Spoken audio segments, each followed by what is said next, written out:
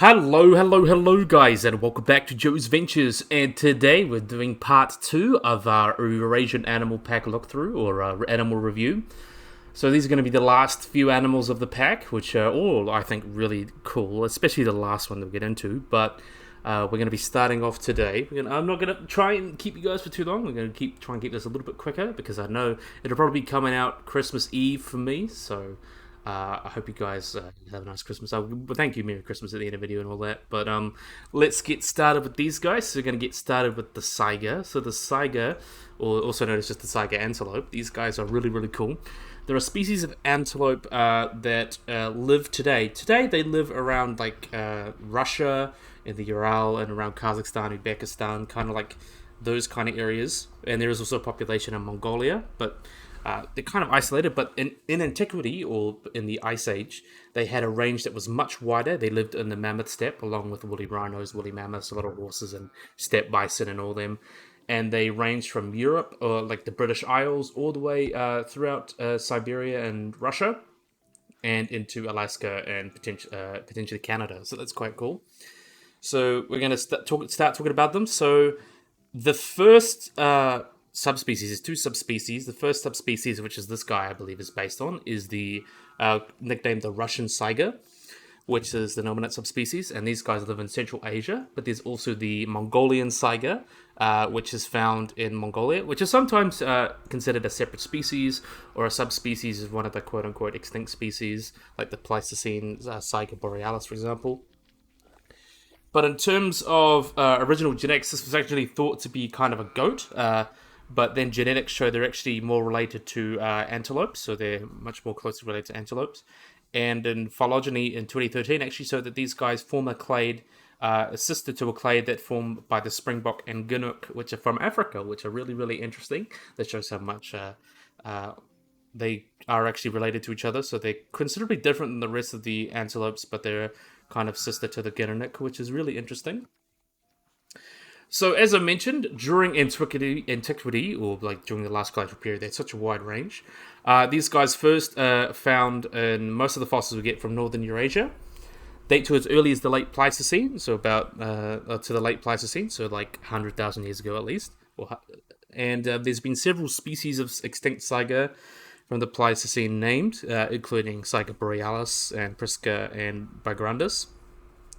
But most recent evidence suggests that these are all just prehistoric representatives of the modern species of Saiga, either being subspecies or just a geographical variation, since these guys were much more widespread. And they do not seem to have changed much since their history, so it seems likely that they're all kind of the same species, maybe at most subspecies, but we don't really have the genetics to prove that. But before the Holocene, as I mentioned, they reigned across the Mammoth Steppe, lived as far west as modern-day England and France, and as far east as Siberia, Alaska, and probably Canada. And they entered the Urals, but they did not colonize southern Europe, which is interesting. And then in 2015, some genetics showed there was a steep decline around the late Pleistocene or Holocene, along with the other megafauna, probably due to a population bottleneck, so they likely declined for some reason, potentially hunting, or a climate change, so the mammoth steppe kind of declined, for example. But yeah, these are really cool animals. The Saiga here, typically, we'll talk about the characteristics. The Saiga stands about 68 to 81 centimeters tall at the shoulder, about 24 to 32 inches, and weighs about 26 to 69, or about 57 to 152 kilograms. And head to body length is typical, is about 100 to 140 centimeters, or about 39 to 55 inches. And the prominent feature of the Saiga that makes them so interesting and weird is you can see those big nostrils going on there. They got a big bloated nostrils that point downwards, which I believe to have several adaptations, like keeping dust out of their nose, potentially helping keep warm, like warming the air as they breathe it in. So it could potentially have a couple of adaptations, but really cool. Another feature, they've got dark markings on their cheek and on their nose, and have 12 centimeter long ears, so 7 to 12 centimeters. The coat as well changed seasonally. You can see this looks very much like the summer coat. So the summer, they can appear kind of yellowish to red, and they're fading towards the flanks. And the Mongolian Saiga will actually develop more of a sandy color. And then throughout the winter, it develops into a pale grayish-brown coat with a hint of brown on the belly and neck, and with the ventral parts, with the bottom parts are quite typically white. And there's two distinct molts, so they get their spring coat around all April to May, and then another autumn from late December to early October to late November, early December. So that's kind of when they get their winter coat because they need to get ready for winter. And as you see here, this is the only male, so only males possess horns. And you can see these horns are quite thick and actually slightly translucent and very similar color to wax, and have 12 to 20 prominent rings. And they also have a base diameter of about 25 to 33 millimeters, or about just under 1 to 1.3 inch. And the horns of a Russian Saiga measure 28 to 38 centimeters, or about 11 to 15 inches. Though a Mongolian Saiga has a little bit lesser one with a maximum length of about 22 centimeters. So in terms of their ecology, these guys form very, very large herds. We'll talk about a female while we talk about their ecology. So they form very, very large herds. They graze through semi-deserts, grasslands, and steppes, and potentially open woodlands. And they eat a variety of plants, including some that are poisonous to other animals. So that allows them to kind of avoid competition as well. And they can also cover large distances by swimming across rivers, but they do avoid steep and rugged areas.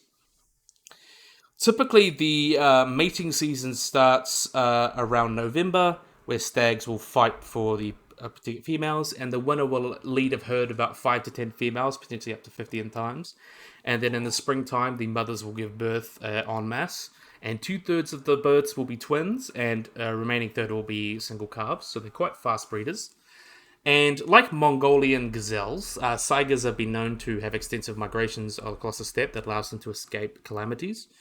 And in terms of predators, they're highly vulnerable to wolves, but juveniles can be taken by foxes, steppe eagles, golden eagles, dogs, and ravens. So very interesting amount of predators. But the adults are typically mostly fine other than those guys. But we'll have a look at the little baby as we talk about them. Look at this little cutie patootie. I really love baby saigas, they're so cute. But as I mentioned, antiquity, they lived during the last glacial period from Britain to Alaska, but they did decline potentially because of climate change during the end of the Ice Age. And then they kind of stabled out until the 14th to 20th century. So what happened there was they were probably quite abundant in modern Kazakhstan from 14th to 16th century, and they were around the Volga and Ural rivers, so heavy populated. But the population still remained quite high until the 19th century, where people started hunting them for their horns and exporting them. And this high price for their horns drove radical hunting, poaching. A lot of poaching happened to get all these Saiga horns. And then they decreased the population and they shifted southwards and also became extinct. Extinct in the Ukraine or extirpated from Ukraine in about the 18th century.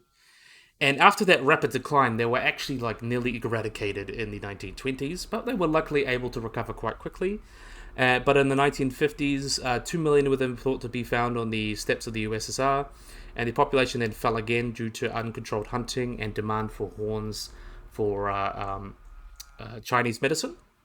And actually, at one point, the World Wildlife Fund, and was supported by rhino conservationists, actually suggests that we should be hunting saiga instead of rhinos, because there's a lot more saigas than rhinos, and was a good alternative for rhinoceros, which clearly kind of worked, maybe. It shows that even conservation groups sometimes can't be perfect. And yeah, they kind of led to the near extinction of another animal, or a decline of another animal, which is not good. And lots of rhino conservationists are actually pretty pro that, which is quite interesting. So in terms of the present day, though, they have doing okay now. They actually are now considered near threatened after just a recent, December 2023 revision of the IUCN. So the mid-2010s, they were declined enormously, as much as 95% in 15 years. But they're clearly survived as critically endangered. But as of December 2023, the numbers are just under 1 million individuals and are considered near threatened. But luckily, there are a bunch of parks that have trying to establish, like the Chen-Zamali National Nature Reserve, things like that. There are reserves that have populations of these guys. But the main threats to these guys, as mentioned, is Chinese medicine. That was a big thing. As hunting, and it was considered a cheaper alternative as well. And also for recipes and stuff eating, because it's actually comparable to lamb, which is really interesting. Physical barriers as well because of human settlements and habitat degradation. Habitat where they can live in has been separated by people, so they can't quite migrate, and that leads them to be isolated and inbred and things like that. And also their migratory patterns get bothered and all that. Also, climate variability is another big thing. Climate change can be a big thing for these guys. There's lots of mass mortalities, which is a common thing in ungulates. Things like harsh winters with strong winds and high snow can really hurt their populations. And another big threat that's been a big thing recently from there's been lots of big die-offs because of pastoralitis, which is a disease that like a lot of ungulates get, and it's been particularly bad for the Saiga. So there've been declines. It's a bacterium that is often considered the cause of death. It can be on and off, big die-offs. So their population is kind of near the end of it. But that happens with reindeer. Reindeer are considerably less concerned, and reindeer have those kind of die-offs. It's just making sure those numbers still stay high enough that allows them to recover quite quickly. But yeah, cool. And they're not very common zoo animal. That was one of the big critiques of having in this pack. They're not very commonly found in zoos. There's only about 2 zoos at the moment that keep Saiga. Then San Diego Zoo had them historically. Mainly because they're just so flighty. Like, you can stress them out too much, they will just pretty much die. They're very flighty animal, very flighty antelope, which is very interesting. But yeah, I think it's kind of the benefit of these games. You can have animals that you don't often see in captivity. That's why I'm a big proponent of having the kakapo in Planet Zoo, because flightless parrot, very famous. And you can have a bird without it being, and it's flightless too. You can have it climbing. It's a very distinct, interesting animal in my opinion. So yeah, enough about that. Saiga, really cool animal. Next up, we have got the Takin. So how can you not love a Takin? This is an animal people have been really wanting for a while, so it's really, really awesome to see these guys. So let's have a look at you. Wonderful. So the Takin, they're also called cattle chamois and gnu goats. These guys are large ungulate. They're actually a goat, even though they look more like a wildebeest. They're actually a type of goat, which is interesting. And they are found in the eastern Himalayas. There's a couple different species, subspecies I mean. There's the Mishimi Takin, the Golden Takin, the Tibetan or Sichuan Takin, and the Bhutan Takin. I hope I'm not just taking the Mickey out of that one. But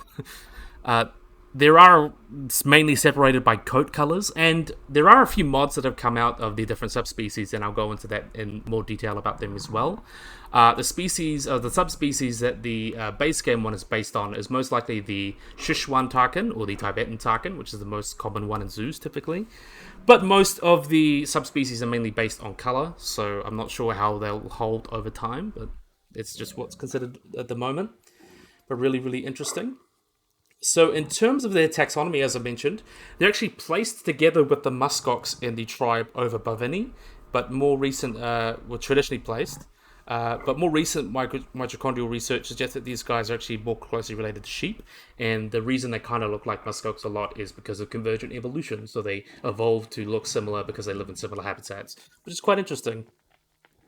But in terms of appearance, these guys rival the muskox. They're like the second biggest of the muskox, as the largest and stockiest of the subfamily Caprinae, which includes goats and sheep and those types of animals. As you can see, they've got short legs and are supported by large two-toed hooves, as you can see there. And each have a highly developed spur, as you can kind of see there as well. Quite a stocky body, deep chest, and a long ridge arch nose with long horns. So these horns can get about 30 centimeters on average, but grow up to about 64 centimeters or about 25 inches, which is really big. And the long shaggy coat, as you can see, they've got that dark stripe along their back. As you can see that going on there. And you can also see the males have also got like a darker nose, because this is a male. So as I mentioned, adults, there's 4 subspecies recognized, mainly based on the variation of their coat color. But you see that thick wool can often change colors on their undersides and legs, but the overall coloration, as you can see here, is a darkish blackish to reddish bluish, or also yellowish, with the Sichuan Takin being like a light yellowy grey, and the Golden Takin being like a rarely creamy white or golden color from the Sichuan province. That's like you could say a morph, you could say. But yeah, really cool. It's also believed that the golden fleece that was sought by Jason the Argonauts may have been referring to the Golden Takin, which is quite interesting. And in terms of its hair length, they can actually range. So the hair length ranges from about 3 centimeters on their flanks on the body of the summer up to 24 centimeters on the underside and the head in the winter. So quite a variation in long hairs. In terms of size, they actually are quite big. They stand about 97 to 140 centimeters, or about 38 to 55 inches tall at the shoulder, and are actually relatively short-bodied with a 160 to 220 centimeters, or 663 to 87 centimeters in head-to-body length, with a tail only adding about 12 to 21 centimeters, or about 4 to 8 inches. Measurements are vary widely, but males typically are slightly larger. So males typically get between 300 and 350 kilograms, or about 660 to 770 pounds, while females get about 250 to 300 kilograms, or 550 and 660 pounds. Though the largest one in captivity is actually a female, so that's interesting. She was 322 kilograms, or 710 pounds. And there have been reports of Takin potentially over 400 to 600 kilograms in some cases, so that's quite interesting. Another really interesting thing about these guys is instead of relying on their localized scent glands, these guys also secrete a really, really oily, strong smelling substance all over their body, enabling it to mark it on trees and such. And they have a prominent nose with a swollen appearance, which was caused by it's actually caused the biologist George Scaliger to liken them to the bee-stung moose. That's kind of their name, and featuring features reminiscent of fairly domestic species. Have also kept the name cattle chamois or kind of gnu goat. And I just forgot actually that I forgot to do the Zoopedia for the Saiga, so we'll do that after we've done this. Okay. So in terms of their habitat, Takin are typically found from forest valleys to rocky grass-covered alpine zones that range between 1,000 to 450,000 meters, or about 3,000 to 14,000 feet above sea level, which is quite interesting and quite wide range across those Himalayan areas. In terms of their behavior, these guys live in small family groups of about 20 individuals. The older males may live by themselves. In the summer, there can be groups of up to 300 gather in the mountains, and groups appear to occur at the largest numbers of favorable feeding sites and salt licks, or hot springs are located as well. Typically, mating is... I'll have a look at the babies because they're so cute. Typically, mating takes place around July to August, with adult males competing for dominance by sparring head-to-head with opponents, and both sexes appear to use the center of their own urine to indicate dominance. And then a single young is typically born after 8 months of gestation, and they'll also migrate from upper pastures to lower, more forested areas in the winter and favor sunny spots when they can. And another thing as well is these guys can actually create a cough alarm call, and the herd will retreat into thickets of bamboo to protect themselves. And typically, in terms of their day, these guys will typically feed about early morning to late afternoon, grazing on a variety of leaves and grasses, as well as bamboo shoots. And they've actually been observed standing up to 10 feet high to read leaves on their hind legs to reach food over 10 feet high, which is quite interesting, about 3 meters. And salt is a very important part of their diet as well, and they may visit salt licks or mineral deposits once every few days or so, which is really interesting. In terms of their threats, these guys are listed as vulnerable by the IUCN and considered endangered in China. They are threatened by overhunting and destruction of the natural habitat. As they are not that common of a species naturally, their population has also reduced as well. Takin horns also appear in illegal wildlife trade, so they've been trying to take care of that. But they are doing all right because they just live in so remote areas that often a lot of people don't really want to go looking for them. But yeah, in terms of their closest relatives, their closest living relatives are the mountain goat and the extinct Balearic Islands goat. So there's an episode, a few mod spotlights back that I did with the little island goat, which was the Balearic cave goat, or the Biotragus goat, which is quite interesting. But as I forgot, we got to do the Zoopedia, so we're going to do the Zoopedia for the Saiga. So let's do that quickly. Zoopedia for the Saiga. As you can see here, they are considered critically endangered, but that'll be changed next update, as the IUCN kind of released it right before this update, or right before the DLC dropped, so they're going to be changing that, just to make you aware. A lot of the information we've already covered. You can see the range here. You can see they lived around kind of the Caspian Sea. I believe that's the Caspian Sea, or the area there, and in Mongolia. You can get around there. But historically, you could find them from here to over here. So they had quite a huge range historically, or prehistorically, you could say. In terms of groups, 4 to 11, or about 1 to 10, 1 male and 10 females. 4 to 11, same for both. Bachelor groups, Dominance, typically one dominant male per group with a female hierarchy based on age. They are polygamous. They're matrilineal, which is mature males will relate to alpha will become outsiders. They are shy with humans, but really interesting that guests can enter the habitats. I don't think any zoo would let you do that because of disease risk, because of how sensitive they are, and stress as well, because a bunch of people trying to touch them or in the habitat with them could be quite stressful for a Saiga. So I don't think most zoos would do that in real life, which is quite interesting. In terms of size, as you can see, males are slightly bigger, 74 centimeters tall at the shoulder on average, about 67 for females. They live about 11 years for both. 47 kilograms for males and 36 for females. Age of sexual maturity is 2 years, babies till they die. 1 to 2 babies per mating event, so it's more likely that you have, like, two, as I mentioned, 2/3 will be twins, 1/3 will be singles or singlets. Gestation period is about 5 months, it seems about right. Interbirth period is about 12 months. And average reproduction in captivity, so it should be quite rare because they're not very common in captivity. They can run up to 80 kilometers an hour. That's interesting. The Saiga antelope migrates over 1,000 kilometers between summer and winter. That is true. They are very migratory. The Saiga's antelope's nose thought to be adapted to filter out dust in the hot summers, as well as I mentioned, like potentially keep warming air before they breathe it. Already talked about that, and already talked about that. But yeah, and they don't really like anyone. So yeah, we've done that for the Saiga. Now let's have a look at the Takin. So the Takin Zoopedia. As you can see, it's vulnerable, unknown numbers in the wild. Really, really nice picture. I love that picture. And you can see their range here. So there's the 4 subspecies. They're typically divided like that. Really, really cool. So I think in terms of dividing, Whitey is found here, Texacolor here, Tibetica is here, and Belforti is here. So there's Swan Takin, or the Tibetan Takin, live around here, which is the subspecies this one is. In terms of group size, 2 to 20, so 1 male to up to 19 females, 2 to 5 males up to 2 to 20 females. So you don't want to have too many males. Older males are more dominant, with mating system being polygamous. Matrilineal, so mature males related to alpha will become outsiders. They are neutral with humans and no guests come into their habitat, which is probably a good idea.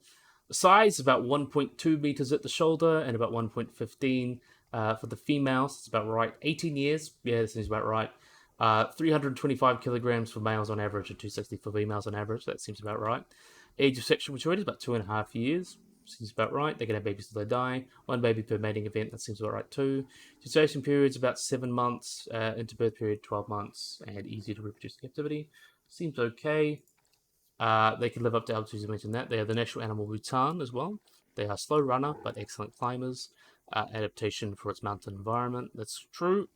Takins have multiple vocalizations that they use for different purposes, such as a cough to warn the herd of danger, a trill to communicate with calves, and a roar when fearful. That seems about right. And as we mentioned, the 4 different species: the Sichuan Takin, the Bhutan Takin, the Golden Takin, and the Mashimi Takin. And they like with the Golden Takin. So that's a mod actually. So that's a sneaky peek for a mod that I'll be covering later. But we'll keep going on. Look at these guys. So second, but definitely not least, we have got here the Wolverine. So this is a really cool one that everyone's been wanting for a while. Let's get a good look at the Wolverine. So the Wolverine, or Gulo Gulo, which is Latin for glutton, so basically the name just means glutton glutton, also referred to as the quick hatch, the Carajo, or just the glutton. They are the largest land-dwelling species of mustelid, so they are related to ferrets, badgers, otters, animals like that, and the largest land relatives, and are quite muscular. So in terms of the name, as I mentioned, the name just means glutton. In terms of taxonomy, they are believed to be closest relatives are martens and taras, which they all share ecosystem ecology with, a Eurasian ancestor. And in terms of their there's typically considered 2 subspecies. There's the Old World form, which is Gulo Gulo Gulo, which just means glutton, glutton, glutton, and the New World form, which is Glutton Glutton Uscus, which there's also been described a few different North American subspecies, but they have since been lumped. But typically they are considered either 2 continental subspecies as the Old World and New World, or just considered a single taxon, or just no subspecies, just because they have such wide ranges and are able to breed with each other quite readily, which is quite interesting. So also there's recently evidence also compared that suggests that most of North America's wolverines are actually descended from a single source, which is likely comes from descendants from Beringia when the last glaciation kind of allowed them to come in, which is interesting. Though there's been considerable uncertainty due to the difficulty of collecting samples as well, and they have a extremely depleted southern extent of their range. So there may be in a couple other migration events, but we think that all of the modern wolverines at the moment, based on the evidence we have in North America, came from a single source, which is quite interesting. So in terms of physical characteristics, they're quite an elongate animal and quite low to the ground, with strong limbs and a quite rounded head, as you can see there. They have small eyes and short rounded ears. They look like a very big fisher. And though their legs are short, they have 5 toed pads that are quite large, with large claws and are plantigrade, so they walk with their heels on the ground. And this enables them to climb up and steep cliffs, trees, and peaks with ease, so they're quite adept climbers. And in terms of their size, they're about the size of a medium-sized dog, with a body length of about 65 to 109 centimeters, or about 26 to 43 inches. Stand about 36 to 45 centimeters, or about 14 to 18 inches at the shoulder, with a tail that's about 17 to 26 centimeters, or 6.5 to 10 inches. Typical weight range is about 7 to 27.5 pounds, or about 15 to 61 pounds. Usually about 11 to 18 pounds in males, so about 24 to 40 in males, and about 8 to 12 or 18 to 26 pounds in females. So males are a little bit larger. Exceptionally large males have been known to get about 32 kilograms, or about 71 pounds. Though typically males are about 15% bigger, 10 to 15% bigger than females in linear measurements, so like height and length, but about 40% heavier in weight, which can be potentially. And though according to some sources, Eurasian wolverines have been claimed to be heavier than North American ones, but I'm not sure how true that is. But this makes them the largest terrestrial mustelid, with only the giant otter and the marine-dwelling sea otter and the African clawless otters being larger, while the European badger may reach a similar body mass in autumn. So they are considered the largest living mustelid, which is quite interesting. That there were giant prehistoric ones, which is quite interesting as well. So you can see they have quite thick, dark, oily fur that is quite hydrophobic, which means they don't like water, and it makes it quite resistant to frost, which is really good. And this has led to them being traditionally popular among hunters to kill them and trappers for making jackets and things like that. And you can see they also got that light kind of silvery face mask, which is distinct in some individuals, and some around the shoulder, some pale bluff kind of stripes around the shoulder, with some individuals having white patches around their chest as well, which is quite interesting. And like other mustelids, these guys have scent glands that are in the anal scent glands that they use for marking territory and signaling. They have a quite pungent odor that's given the name a skunk bear or nasty cat, which is quite surprising considering I've been around ferrets and otters and they both smell terrible. I could imagine how much a wolverine with rotting meat could sound pretty bad. But they have secretions that are actually quite interesting. All sorts of different things combined in that makes different scents and things like that. And I'm not going to get into all the techniques like cholesterol and methylchloric, things like that. I'm not a chemist, so I wouldn't know that.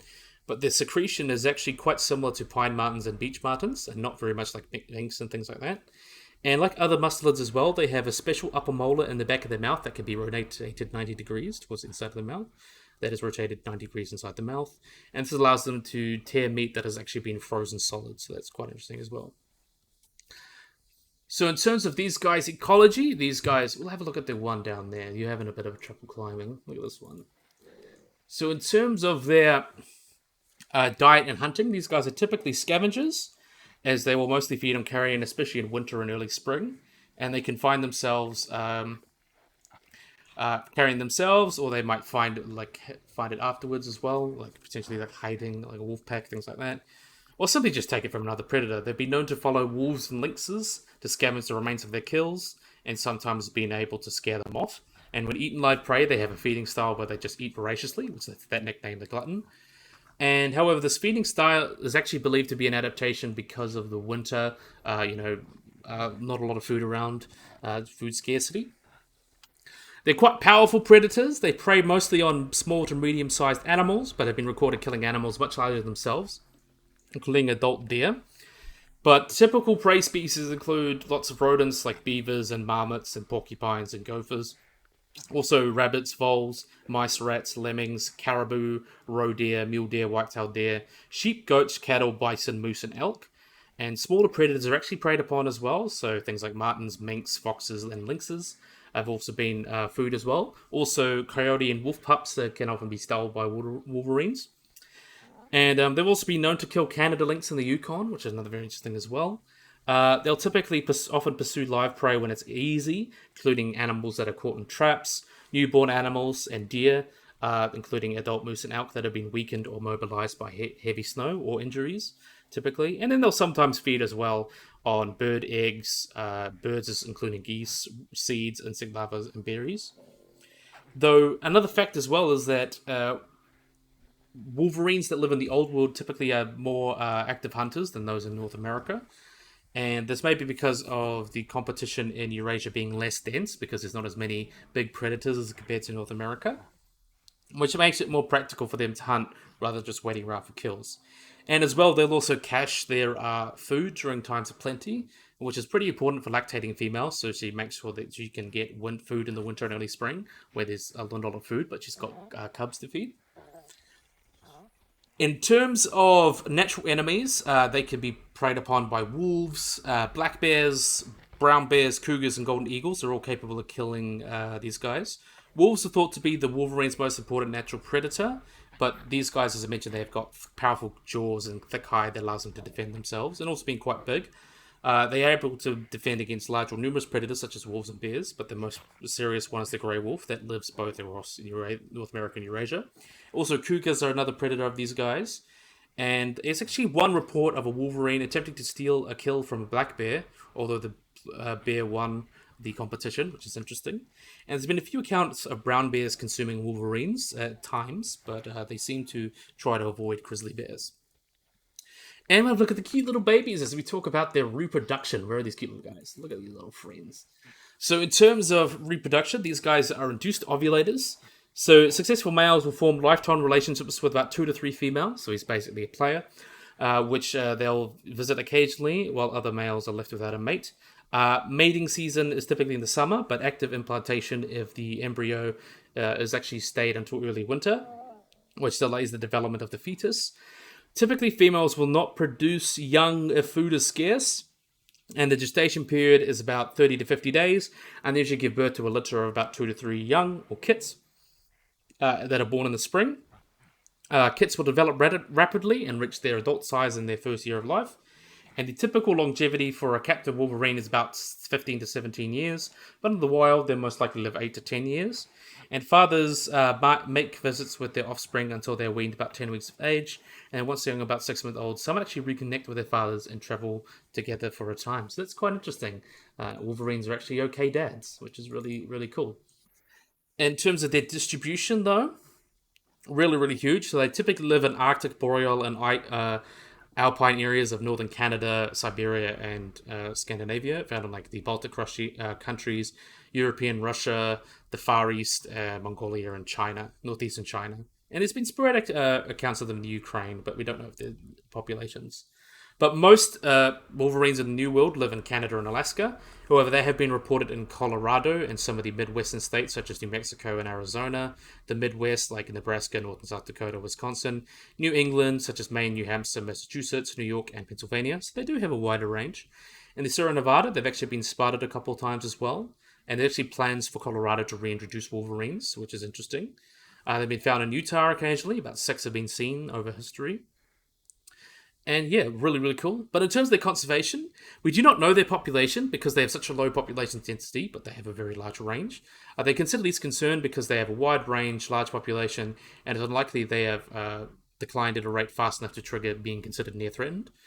But they have huge ranges. So the range of a typical male wolverine can be about 620 kilometers, about 240 miles, which encompasses the ranges of several small female home ranges, which are typically smaller, for about 130 to 260 kilometers, or about 50 to 100 miles squared. With adult wolverines trying their most to keep non-overlapping range with adults of the same sex, which is interesting. Female wolverines will burrow into snow in February to create a den, and then was used until weaning of mid-May, and come with the snow melts. And the result of these large territories actually brings them a lot of conflict with people because of habitat degradation and hunting and trapping, which I mentioned has been a big issue for these guys. And there has been disappeared, as I mentioned, a lot of parts. They've disappeared in a lot of their former range. So places, as I mentioned, like the US, potentially parts of Europe, they've declined, and they've been trying to put them on the endangered species list, but there's been no effort to do that. Then there has been trying to put protections on the wolverines of the Northern Rockies, and there's been lawsuits. But luckily, as of November 2023, they have announced they've added water wolverines to the United States lower 48 species of threatened list, so that should definitely help their populations. And hopefully there's going to be reintroductions and things like that. So there is a little bit of conservation work going on with these guys in places that they used to be common, but not really anymore.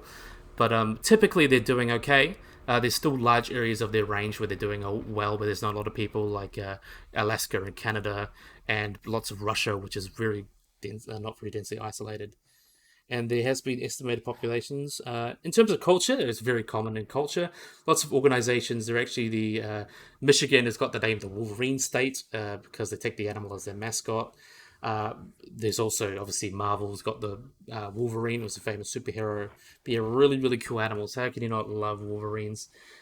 Wolverines are so cool. But let's have a look at the Zoopedia before I forget.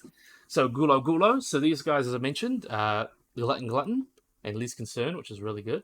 Domesticated and data deficient. We have extincted. We have extincted wild, and you can see that's quite a wide range. You can see that goes right down there. I imagine there could have been potentially historically much more around here and into Europe as well, but this is their range at the moment, so still quite a wide range. In terms of their group, about 1 to 2, so a male and a female, or up to 2 typically. Dominance, none. Mating system is polygamous. They're solitary, so all mature offspring will become outsiders. Relationship with humans is neutral, and guests cannot enter the habitats, which is very good because I wouldn't want to mess with a wolverine. In terms of their size, about 105 centimeters long and about 87 for females. So 105 for males, 87 for females. Life expectancy is about 15 years. As I mentioned, 15 to 17 years of captivity. That's about on average. Weight is about 19 kilograms for males and 13 for females. Sounds about right. Age of sexual maturity is 2 years. They're babies till they die. 1 to 5 babies per mating event. Is that right? Probably a bit too much. Incubation period is 5 months, and birth period is 24 months, and difficult to reproduce in captivity, which is quite interesting. So I mentioned that. Excellent sense of smell and can detect food through 6 meters of snow cover. That's very interesting. They have very strong bites that can crush bone. That's true. They've got very strong bites. They have large species depth of feet that allow them to run across snow at high speeds. Also true. That allows them to climb and all that stuff. And they've been known to drive off wolves and grizzly bears while protecting their food and kits, which is also true. And they don't have any interspecies enrichment because they are a predator. But yeah, really, really awesome. Really love the Wolverine. So, we've got our last animal coming up. Last but definitely not least, save this one for last because it's a very interesting one. We have got the Sloth Bear. And I've got to say, just before I start talking about this guy, Frontier did a really wonderful job with the fur because sloth bears have such an interesting fur. And when they announced they were doing the sloth bear, I was like, I wonder how the fur is going to come out. And they did it absolutely beautifully. They nailed it, absolutely nailed it. So I've got to give them props for that. But anyway, let's talk about the sloth bear. So the sloth bear, also called Melurus ursinus, these guys are also known as the Indian bear. So they are a really interesting type of bear. They are native to the Indian subcontinent, and they typically feed on fruits, ants, and termites, which is really interesting. They also have the name the labiated bear because they have long lower lips that they use to suck up insects, which is another interesting name for them. And you can see they've got this long shaggy fur. They've got a mane around their face and long claws that are sickle-shaped that are actually longer than, they're lankier than brown and Asian black bears, which is quite interesting. And they share a lot of features with insectivorous mammals. So they're quite well adapted for eating insects. And they evolved during the Pleistocene from the ancestral brown bear through divergent evolution. So that's quite cool. So as I mentioned, taxonomy, they were originally named Bradypus ursinus, and then Melurus was their name. But there is typically 2 subspecies, though they probably just could be lumped together. There's the Indian sloth bear, which is the dominant subspecies, that lives around the Himalayas, pretty much around, as I mentioned, India, and actually Nepal as well, so a lot of those countries. And Sri Lankan one lives in Sri Lanka, kind of obviously. But sloth bears may have reached their current form in the early Pleistocene, where a lot of bears diversified, and there's a population of early one that was found in the early Pleistocene that kind of looks like a halfway between a sloth bear and a brown bear, which is quite interesting. Also immediate in size and immediate in anatomy, which is really interesting. But in terms of characteristics, they are a medium-sized bear. So they typically weigh from 55 to 105 kilograms for females, and males can be about 80 to 445 kilograms, or about 121 to 231 pounds for females, and about 176 and 320 for males, which is interesting. And extremely large females have been known to get 124 kilograms, or about 273 pounds, and males have been known to get 192, or about kilograms, or 423 pounds. And that also depends, also subspecies population, things like that, which I'm not going to get into. Typically, there are 30. Typically, the Sri Lankan bears are 30% lighter in body mass than the mainland ones, and they're more pronounced sexual dimorphism. In terms of body length and things like that, they're about 60 to 92 centimeters, about 2 to 3 feet tall at the shoulder, and weigh about, with a body length of about 1.4 to 1.9 meters, or about 4 foot 7 to 6 foot 3. And besides being smaller than males, females reportedly have more fur between their shoulders, so that's another way to tell them apart. Really interesting as well, they've got that really long muzzle. So they have long, thick muzzles with small jaws and bulbous snouts and wide noses. They also have that long lower lips that can stretch out to the outer edge of their mouths, and they like upper incisors that allows them to suck out large numbers of insects. So they've actually convergently evolved a lot of adaptations, things like anteaters and aardvarks and pangolins have, to kind of take that niche, which is really, really interesting. That's part of the reason why sloth bears are so interesting to me. But look at the male while we're talking about them. Really, really cool. And the back of the pallet's also long and broad, which is typical of ant-eating animals as well. Also, their paws are disproportionately large, and they have highly developed sickle-shaped blunt claws that are about 10 centimeters or about 4 inches long, along with hairless toe pads. And another fact as well, they have the longest tail out of any bear, which grows about 15 to 18 centimeters, about 6 to 7 inches, with their back legs being not very strong, but they are knee-jointed, so it allows them to flop down, and they have very large floppy ears as well. In terms of their coat color, they're typically always black, except maybe rusty for some specimens, save for a white V or Y shape on their chest. And this feature is sometimes absent, especially in Sri Lankan specimens. And this is also present in sun bears and black bears, Asian black bears, that is believed to be a threat display to kind of scare away tigers. And as I'll get into these behaviors, these guys can be very aggressive. As you know, they've also got that long and shaggy coat that looks very unkempt, despite living in a relatively warm environment. And they can form a mane that's up to 30 centimeters long. And I love how Frontier managed to get that fur of the sloth bear down. It looks so nice. The bear belly and underlegs are also almost bare, and they're usually about the same size as an Asian black bear, but you can easily tell them apart because of their shaggier coat and longer face, and like more raggier build. And you can see their head and mouth is also quite distinct because they've got that long snout and flappier lips with a paler color as well. And they can get confused with sometimes sun bears, even though sun bears are much smaller. They have much shorter fur and have wrinkled skin. These guys are kind of easy to tell apart. But yeah, really, really cool animals. Again, I love sloth bears. So the main way to tell them apart is you can see that long jaw, long mouth, the big mane, and the fuzzy coat. That's the easiest way to tell them apart from sun bears and Asian black bears, where they share the habitat with. I think along with some brown bears, like Himalayan brown bears. In terms of their global range, they live from India and Nepal and some areas in Bhutan and Sri Lanka. They typically occur in grasslands, dry savannas, dry tropical forests, grasslands, shrublands, and below 1,500 meters, about 49,000 feet, in the Indian subcontinent, and are regionally extinct in Bangladesh, which is a little bit sad. In terms of their ecology or behavior, these guys typically travel in pairs, with males often being observed being gentle with the cubs, which are quite cute. They may fight for food, though, and they walk in like a slow, shambling manner with their feet set down in a noisy flapping motion, which is interesting. They're also capable of galloping faster than humans, and although they appear to be slow and clumsy, both young and adult sloth bears are excellent climbers, and they'll occasionally climb trees to either feed and rest, though not to escape predators, interestingly. And another thing as well that very similar to anteaters as well. Typically, sloth bear mothers will actually carry their cubs up trees as a primary defense, and they'll actually carry them on their back as well, which is really interesting. And The cubs also can be threatened by predators, by lions, not lions, tigers, leopards, and other bears. So I imagine lions may have been an issue historically because they used to live a lot with lions. Um, they're adequate climbers, as I mentioned, in more accessible trees, but cannot climb as quickly as black bears can. And given their smaller size and shorter claws, sloth bear cubs are probably more proficient than adults in climbing. They're also quite good swimmers and actually will enter water to play as well, so that's quite cool. And as I mentioned, their predators can be tigers, leopards, and other bears.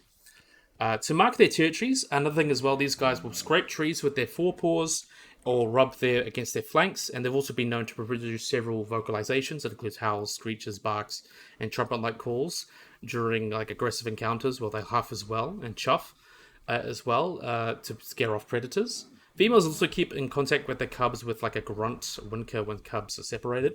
So speaking of cubs, we're gonna have a look at the cute little cubs wherever they are. Look at these little cuties, little baby sloth bear, little goober. I love these guys. They're so cute.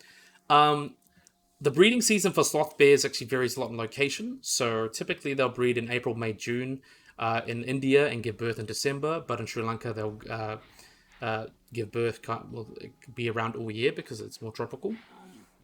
The sow bear will gestate for about 210 days and give birth to in caves or shelters under boulders. Typically, the litters will have 1 to 2 cubs, but sometimes up to 3. And the cubs are typically born blind, which is also interesting as well. But they've developed actually quickly compared to most of the bear species, and they start walking about a month, become independent between 24 to 36 months, and become sexually mature at about 3 years of age. And young bears will actually climb on their mother backs as she walks, very similar to like an anteater, as she walks, runs, and climbs trees until they reach about a third of her size. And individuals riding positions are maintained by the cubs through fighting, with intervals between litters lasting 2 to 3 years. So quite slow breeders. So let's talk about their diet, because they've got a very interesting diet, as I touched upon. So let's have a look at this wonderful big guy here. So sloth bears are expert hunters of termites and ants, and they locate them through smell. On arriving to a mount, they'll typically use their claws to scrape out large combs, and then once they get into the mount, and then they'll suck them up through their muzzle, and they can produce a sucking sound that can be heard up to 180 meters away, which is quite interesting. Their sense of smell is actually strong enough to detect grubs within the colony, and they will be able to kind of actually 3 feet below the ground. And unlike other bears, they do not congregate or in feeding groups. So even though, as I mentioned, they're typical hunting of ants and termites, they'll also feed on fruit, plant matter, carrion, and very rarely other mammals. In March and April, they will feed the fallen petals of mahawa trees, and they're also partial to mango, sugarcane, jackfruits, and pods of the golden shower tree. And they're extremely fond of honey, so like most bears as well. And when feeding the cubs, sows actually regurgitate kind of this half-digested jackfruit, wood apples, and honeycomb, which is probably good for them. And the sticky substance hardens with dark yellow circular bead-like mass, which she feeds to the cub. And this bear's bread is considered delicacy by some Indian natives, which is interesting. And really, sloth bears have been addicted to sweets in hotels, and they'll kind of go into rubbish bins and kind of steal them, which is even inside population towns. And this diet also includes animal flesh, but not as often. But yeah, they mainly eat some seeds, but mainly ants and termites and some other kind of things here or there. Very generalist, but mainly most insectivorous of the bears, mainly feeding on ants and termites. In terms of relationships to other animals, they have large canines and also large body size that actually makes them quite aggressive. They're quite aggressive animals. That means they may be defensive when they interact with animals such as tigers, elephants, and rhinos, and even prehistoric species such as Megantherion, which they may have encountered, or Homotherium, and those kind of animals. Bengal tigers have been known to occasionally prey on these guys, but tigers usually give them a wide berth because there have been though some tigers have been known to be specialized bear killers or habitual bear killers, but it's not uncommon to find sloth bear in their scat. But typically the tiger will hunt by kind of waiting near the termite mound and creep up and seizing them on the back of their neck and force them onto the ground. But if that goes wrong, sloth bears will actually charge at tigers and be very aggressive and get them with their claws. So they can be quite aggressive. Those have been known to scavenge tiger kills as well. So you don't want to mess with a sloth bear. There's been reports they're probably one of the more dangerous bears, even though they don't eat a lot of people. Bengal tigers, as I mentioned, besides tigers, leopards can be a threat, and they're able to follow sloth bears up trees and potentially eat a lot more cubs or maybe small females. Dhole packs have been known to attack them as well. Golden jackals have been known to aggressively display at bears as well. And as I mentioned, they do live with Asiatic black bears in northern India, and some places the along sun bear, and they've been known to kind of not aggressively attack each other. They kind of keep to their own selves since they all have different dietary preferences. They kind of keep to themselves. And Asian elephants actually do not tolerate sloth bears, so Asian elephants do not like them. So the reason for this is unknown, but the individual elephants have been known to maintain their composure near tigers, have actually been known to charge bears, maybe just because they often threat to their cubs. But elephants, they do what they want. They're the biggest animal in the ecosystem. And rhinos, Indian rhinos, have the same kind of intolerances, so they will charge at sloth bears, which is quite interesting. So in terms of their status, in terms of the IUCN, I believe these guys are considered near threatened or vulnerable, which is a little bit worse. So, in terms of their status, as I mentioned, there's believed to be fewer than 20,000 sloth bears in India and are protected under the Endangered Species Act and the, things like that. And there's also a lot of conflict with people as well. And there's been a big thing about conservation ethics as well. Populations, they often raid, as I mentioned, raid bins. They can get conflict with people as they destroy their habitat. They'll come in and steal food, which means animosity towards them. And plus, as I mentioned, they're quite aggressive, so very easily could kill someone. The population of sloth bears actually grows where they live in high-profile reserves as well. But also making sure garbage is disposed properly will discourage sun bears from coming around. Sloth bears from coming around. Also, there used to be a thing where they were used for entertainment, but luckily there's been banned use of sloth bears and a sloth bear welfare project trying to help sloth bears that we use for entertainment, which is quite good. There's sanctuaries set up for them as well, which is really, really awesome. But they've also been found killed by poachers, like they're used for bear bile sometimes. But other parts have been sold in the illegal wildlife trade, which is quite sad, but they seem to be doing all right in that regard. And they're actually in terms of their attacks on humans, as I mentioned, they're one of the aggressive bears. And due to the large urban populations where they kind of found around them, they're more responsible for a lot of attacks, even though they're one of the more like not a carnivorous type of bear. They're more insectivores, and even like spectacle bears and giant pandas, they're much more like herbivores. These guys are much more insectivores, but because of their aggression, they're actually one of the most dangerous. And really, the only one comparable is the Himalayan black bear, which is only considered much as dangerous. So they're likely view humans as predators and will attack them by roaring and charging at them as they kind of view them as a predator, very similar to tigers and leopards.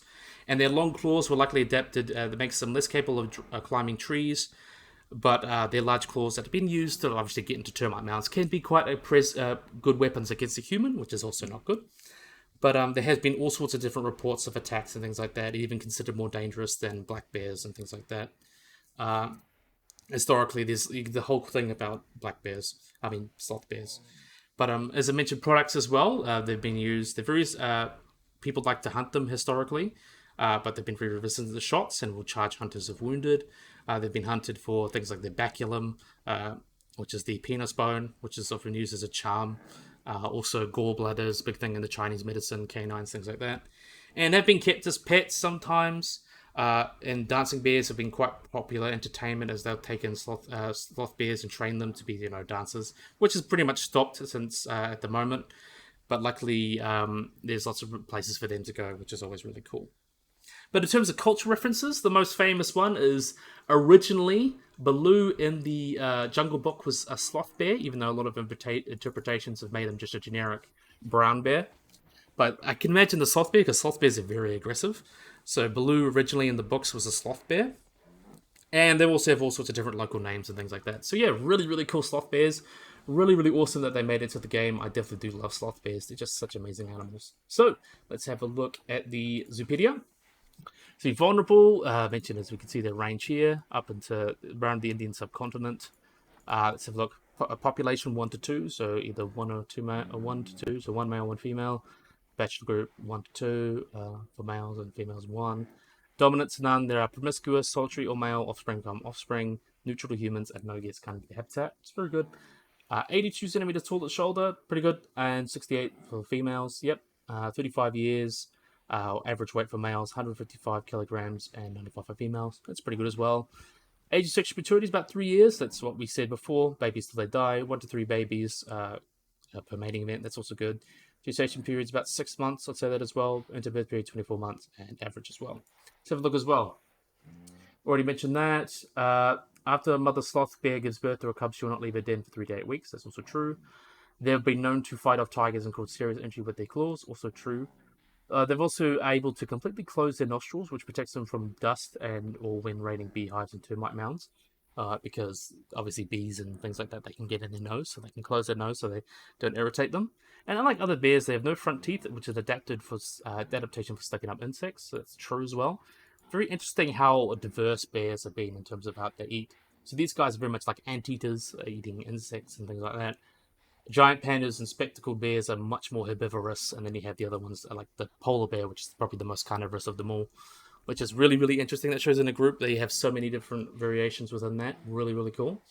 So, yeah, this is the last one. So we've just finished, right before Christmas, the Eurasian Animal Pack. So this was a really cool pack. I like that we got a little bit more of the Eurasian stuff, because I feel like that's been a little bit abandoned. I'd love to see more South American and African stuff in the future as well, and of course Australian stuff. I feel like a lot of those areas could be a lot better represented. And plus Africa's just got so much stuff you can put more into time. But I'm very happy with the diversity that we have now. So hopefully we get more in 2024, more mods. Well, obviously we'll get more bots, but more like packs and things like that. So yeah, really, really cool. Definitely do enjoy this pack. Another banger, especially like the Sloth Bear thing that came out really nice, and the Wisent. I just love Wisent, so I'm really happy that they're finally in the game. So yeah, I'm going to say Merry Christmas, because I'll release this before Christmas. But yeah, Merry Christmas, and everyone, hope you have a good time with your family and all that. I'm definitely going to be doing that. I'll be working, but I'll still have some time with my family, so that'll be really, really cool. So yeah, I really, really, really hope you guys have enjoyed this video. Hope you guys like and subscribe. Always remember to hit the little bell icon to get notified of anything. So yeah, if you guys enjoyed this video, hope you guys like and subscribe, and bye-bye.